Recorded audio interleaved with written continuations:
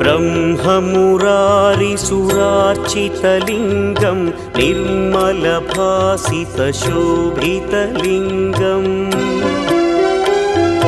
जन्मजदुःखविनाशकलिङ्गं तत्प्रणमामि सदा शिवलिङ्गम्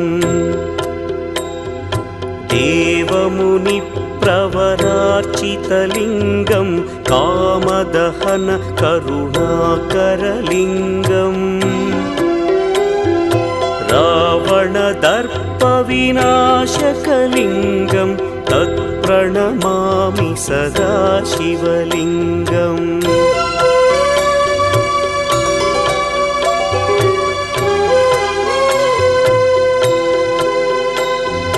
सर्वसुगन्धसुलेपितलिङ्गं